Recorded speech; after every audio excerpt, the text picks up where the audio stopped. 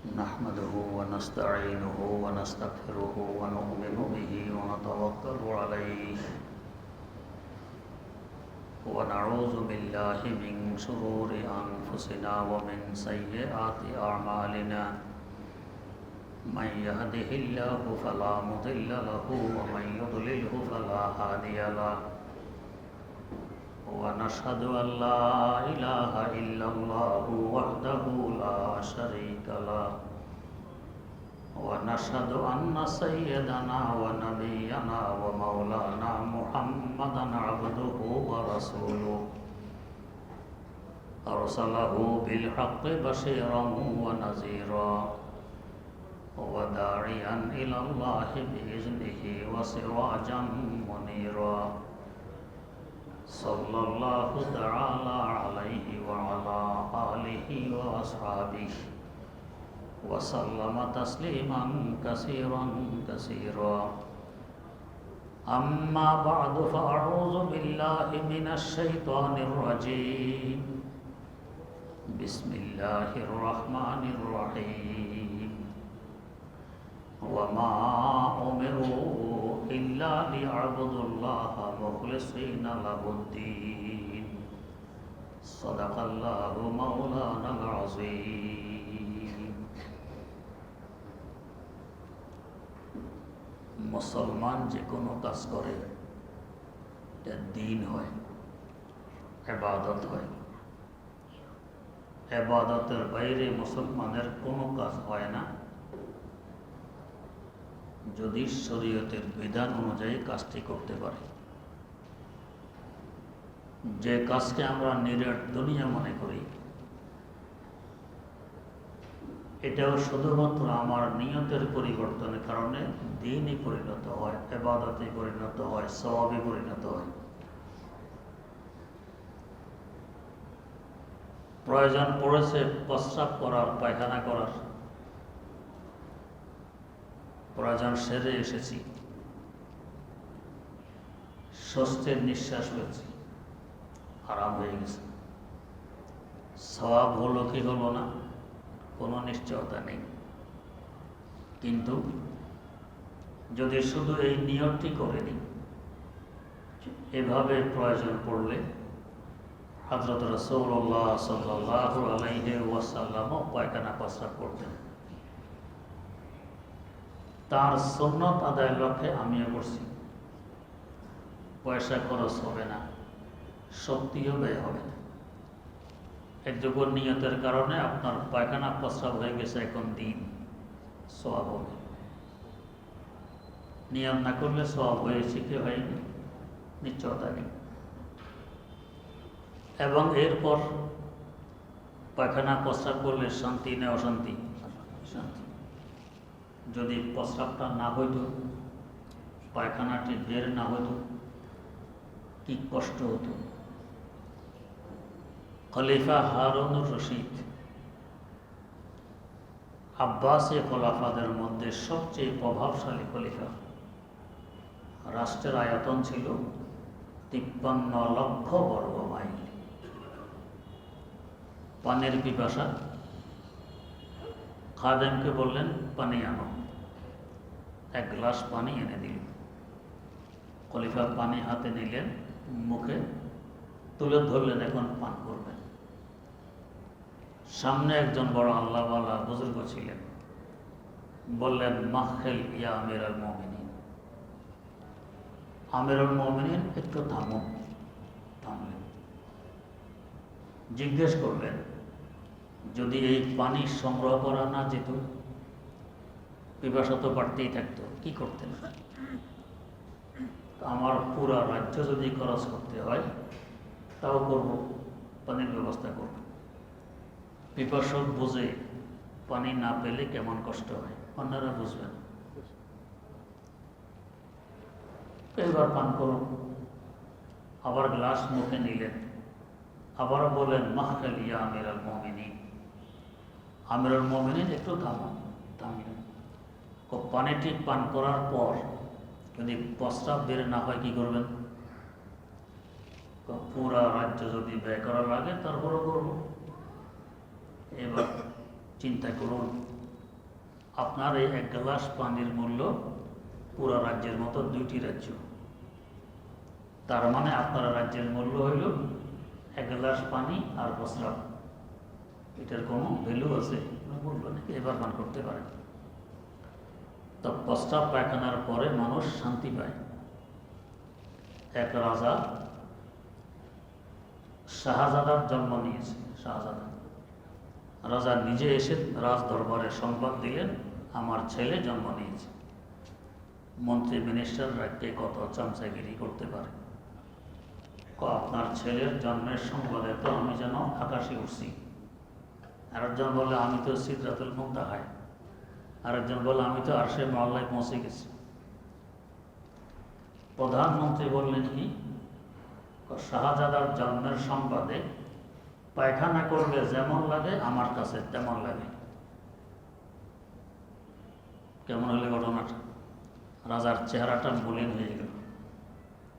এতদিন তো ভাবতাম এটা আমার দলের লোক, আজকে প্রমাণ হয়ে গেল এটা বিরোধী দলের লোক।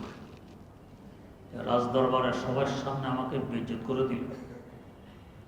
মন্ত্রী বুঝতে পেরেছেন আমার এই কথা রাজা খুশি হইতে পারেননি। বুঝিয়ে দিবেন কি বলেছি। আগামীকাল রাজার সফর, সাগরের সফর। মাঝিকে মন্ত্রী গিয়ে বলে দিল, দেখো কালকে আমরা দুজন তোমার নৌকায় সফর করব, ভাড়া কিন্তু আমি দিব। যে পর্যন্ত নৌকায় কিনারায় ভিড়াইতে না বলি এ পর্যন্ত ভিড়াবে না। জি স্যার, ঠিক আছে। আগামীকাল রাজাকে নিয়ে নৌকায়, নৌকা তো চলছে সাগরের দিকে। এক সময় রাজার পায়খানার ব্যাগ, এই মাঝি নৌকা কিনারায় বেড়াও। মন্ত্রী তো আগে বলা আছে আমি না বললে বেড়াবে না। মাঝি মূর্খ বেচারা, কে রাজা কে বজা এগুলো তো চিনে টিনে না, বেড়ায় না, চলছে। মন্ত্রী লক্ষ্য রাখতেছে রাজার চেহারার দিকে, কারণ পায়খানার নিয়ম কি, নিচের দিকে নামে, যদি পায়খানা করলেন ভালো, না করলে একটু করে আবার উঠে যায়, ব্যাগ কমে যায়। একটু করে আবার নামে, পায়খানা করছেন ভালো, না করলে আবার উঠে যায়। এই ওঠা নামাটা আস্তে আস্তে সময় কমতে থাকে। প্রথম যদি 1 মিনিট পরে নামে, এরপরে আধা মিনিট পরে নামবে, এরপরে আরও আস্তে আস্তে, শেষে আর সে আপনার কথা মানবে না, একসঙ্গে বের হয়েই যাবে। আপনি সুযোগ দেন আর না দেন, পায়খানার ধর্ম। রেলগাড়িতে প্রচণ্ড ভিড়, যখন বাস বসছিল না, আমরাও লালবাগ পড়তে আসতাম লাকসাম থেকে। হ্যাঁ রে কি ভিড় রেলগাড়িতে, দাঁড়াইতে ভাবলেও গণিমত, তিল ধরা জায়গা নেই। এর মধ্যে এক বেটা, ভাইয়ারা আমাকে একটু জায়গা দেন, লেট্রিনে যাব। সবাই দূর দাঁড়া করে, আর সময় পাও না তুমি লেট্রিনে যাও, পা রাখা জায়গা নেই, তুমি লেট্রিনে যাও। বেচারা যত চিল্লাচিল্লি করে, জায়গা তো নেই। শেষমেশ এখানে ছেড়ে দিল। এখন চতুর্দিকে 3 হাত জায়গা খালি, তো এতক্ষণ জায়গা নেই, এখন জায়গা করতে গিয়ে আসবে। মানুষের দেহ তো স্প্রিং করে। এখন বেচারা একটা হলো জ্যাম থেকে বেঁচে গেল, স্বস্তির নিঃশ্বাস, পায়খানা হয়ে গেছে আরেক স্বস্তির নিঃশ্বাস। তো রাজারও মন্ত্রীর চেহারার দিকে লক্ষ্য রাখতেছেন যে কতক্ষণ ধরে রাখতে পারবে। যখন দেখছে যে আর পারবে না, এবার মাঝিকে 2 দমক, দোষ কাটানোর জন্য। এই বেটা চিনস না আমাদের দেশের রাজা মশাই, কথা শোনস না, তাড়াতাড়ি বেড়ে।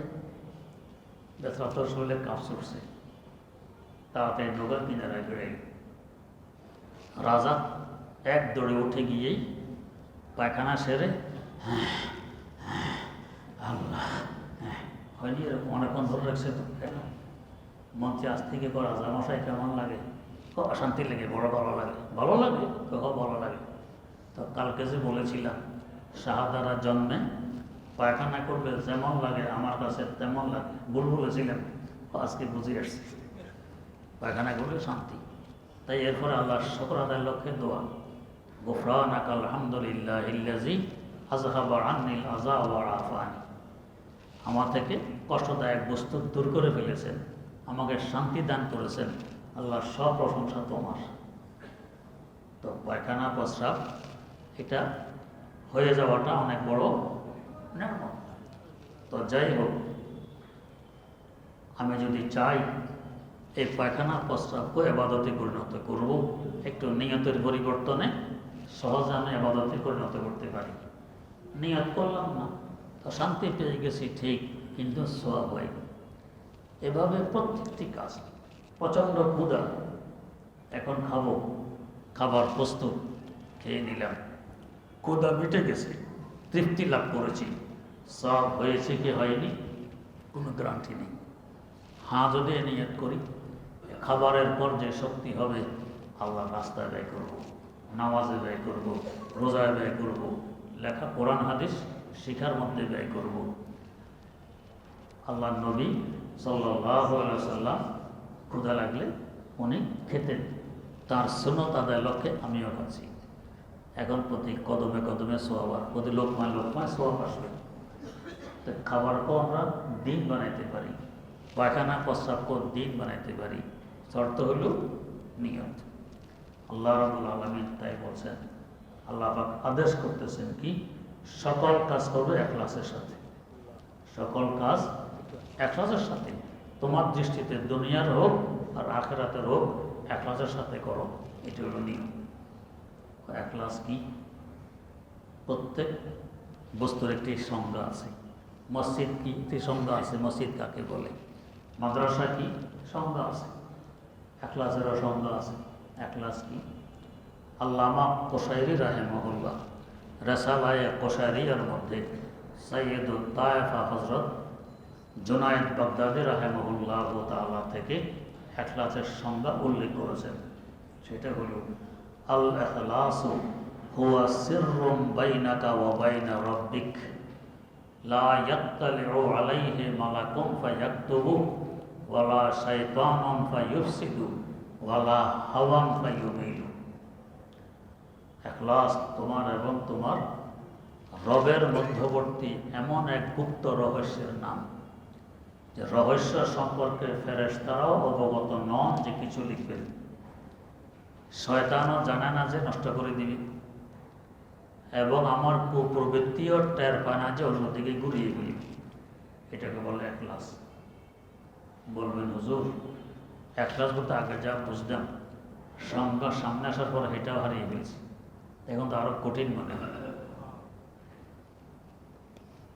সোজা সাপটা কথা, আমার আল্লাহর বিধান পালনার্থে আমি এই কাজটা করছি। ইমামুল হিন্দ শাহ ওলিউল্লাহ মুহাদ্দিস দেহলভী রাহিমাহুল্লাহ, তার আব্বা শাহ আব্দুর রহিম দেহলভী রহমতুল্লাহ আলাইহি খুব বেশি ইবাদত করতেন। একদিন জিজ্ঞেস করা হইল, হুজুর এত ইবাদত কেন করেন? এই প্রশ্ন আমাদের কাছে আসলে হয়তো বলতাম সওয়াবের জন্য, অথবা বলতাম বেহেশতের আশায়, কিংবা বলতাম আল্লাহ রাব্বুল আলামিনকে রাজি করার লক্ষ্যে। আল্লাহর বান্দা কি জবাব দিলেন? সৃষ্টি এত হয়েছে ইবাদতের জন্য, ইবাদত করবো না তো কি করবো? ওমা খালাকতুল জিন্না ওয়াল ইনসা ইল্লা লিয়াবুদুন। আল্লাহ পাক বলেন, আমি মানুষ আর জিন জাতিকে সৃষ্টি করেছি একমাত্র আমার ইবাদতের জন্য। তো সৃষ্টি তো ইবাদতের জন্য, ইবাদত করবো না তো কি করবো? তো তাই আমাদের প্রত্যেকটি কাজ ইখলাসের সাথে হবে, নিয়ত ঠিক রেখে আমাদের পুরো জিন্দগি ইবাদত হবে, দিন হবে। বড় সহজ, মোটেও কঠিন নয়। ঘুমে বিরক্ত করতেছে, ঘুমিয়ে গেছি, আমি আরাম পেয়ে গেছি, ব্রেন ফ্রেশ হয়ে গেছে, ঠিক, কিন্তু সওয়াব হইল কি না কোনো সিউরিটি নেই। হ্যাঁ, যদি ঘুমানোর উপর নিয়তটা করি, এভাবে ঘুমের প্রয়োজনে আল্লাহ রাসূল সাল্লাল্লাহু আলাইহি ওয়াসাল্লাম ঘুমাইতেন, আমিও তার সুন্নত পালনার্থে ঘুমাচ্ছি। নাক টেনে ঘুমান সারা রাত ভর, সুন্নতের সওয়াব আমল নামায় করতেই আছে, সজাগ হওয়া পর্যন্ত সওয়াব। আপনার সজাগ থাকা সওয়াব, ঘুম যাওয়া সওয়াব, খানা খাওয়া সওয়াব, পায়খানা প্রস্রাব হওয়া সওয়াব। এক কথায় প্রত্যেকটা কাজ, প্রতিটা নিঃশ্বাস নিঃশ্বাস সওয়াবে কাটবে। আখরাতে গেলে দেখবেন সওয়াবের পাহাড় জমে গেছে। এত সওয়াব আসলে কোত্থেকে? আমি তো এত ইবাদত করিনি, নিয়ত যে করছি, আমার সব কাজ ইবাদত হয়ে গেছে। এটা হলো মুসলিম আর অমুসলিমের মধ্যে ব্যবধান। আল্লাহ রাব্বুল আলামিন আমাদেরকে তৌফিক দান করুন।